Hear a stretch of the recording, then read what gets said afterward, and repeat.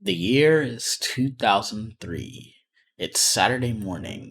Yu-Gi-Oh! Duel Monsters has an hour-long time slot, and you don't want to miss a second. You plant yourself in front of the TV with your bowl of cereal and cheer every time the heroes pull through with the heart of the cards. You don't know what it means, but you can't wait to get back to school on Monday and parrot the phrase endlessly at the cafeteria table. A few years pass, and you've learned to use the internet. Naturally, you try to find as much Yu Gi Oh! Related things as possible. You stumble upon older fans on message boards talking about how silly the heart of the cards is. It's just a kiddie marketing slogan they made up for the English version, they say. They only talk about it in the first episode.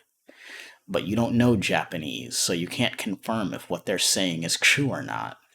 And so you go on into your adult life thinking that's the end of that and file it away in your mind next to that other marketing slogan you can't forget.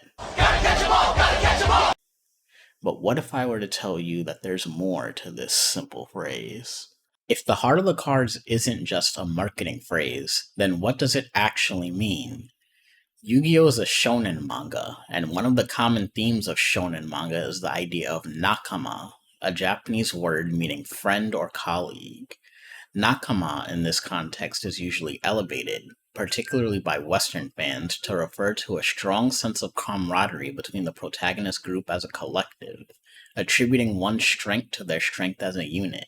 In other words, the power of friendship. Yu-Gi-Oh! Is, of course, no stranger to the power of friendship. It even plays a pivotal part of the conclusion to DM's first arc.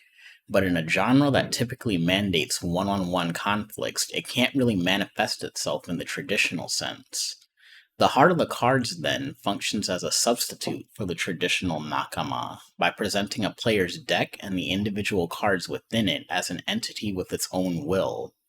The player and the cards possess a mutual bond of trust with each other, and so the deck responds to the will and desires of the user to grant them the cards they need when the situation calls for it.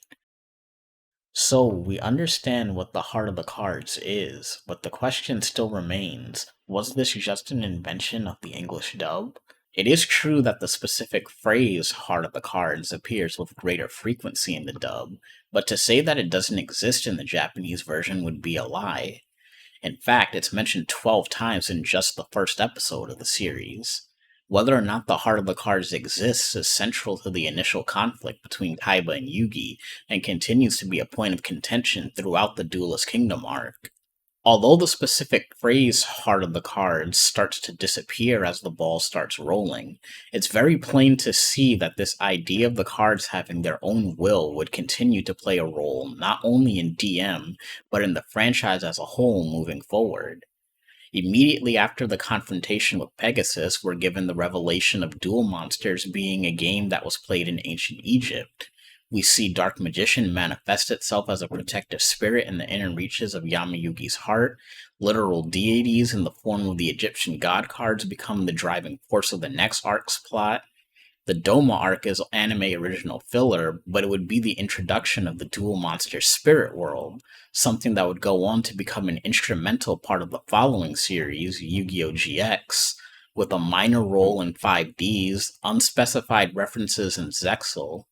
Not only does the heart of the cards exist in the Japanese version, Yu-Gi-Oh! Media is practically constructed on the principle of its existence. One might even suggest that the heart of the cards is an actual force of nature that acts upon us in the real world, as if some kind of card game god is looking down and influencing the outcomes of various games.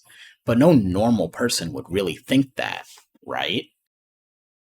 We've all seen it happen countless times. You run into an opponent playing the current top tier hotness. They flounder with their cards, mess up the deck's basic plays, and bemoan the deck as trash when they lose. I was lied to. This deck is garbage. How could I lose to that? An easily identifiable player profile. The person who simply copied a tournament winning deck and expected to win easily without actually knowing anything about the deck.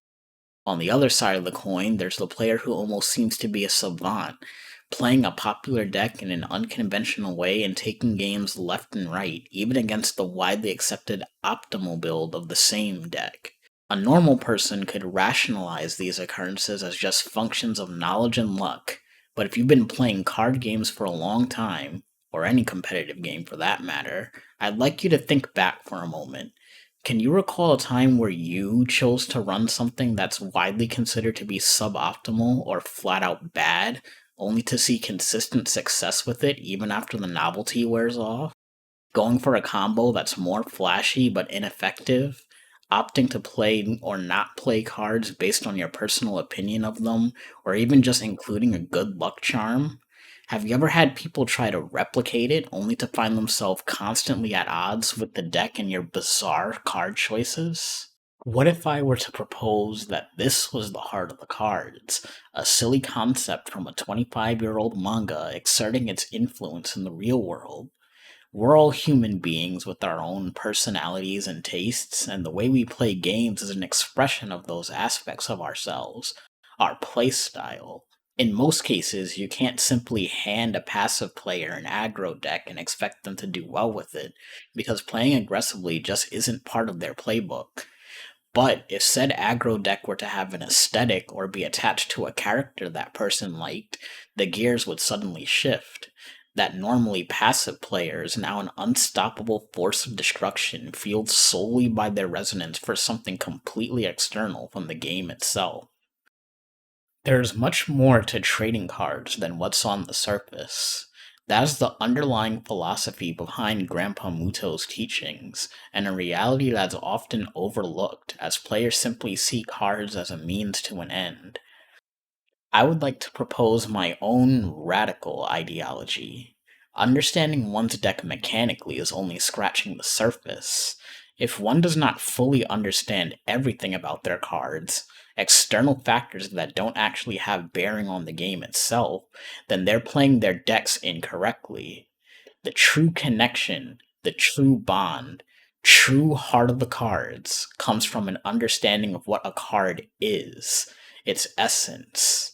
After all, if the cards have a soul, can you really say you know your deck if you haven't reached out to touch that soul?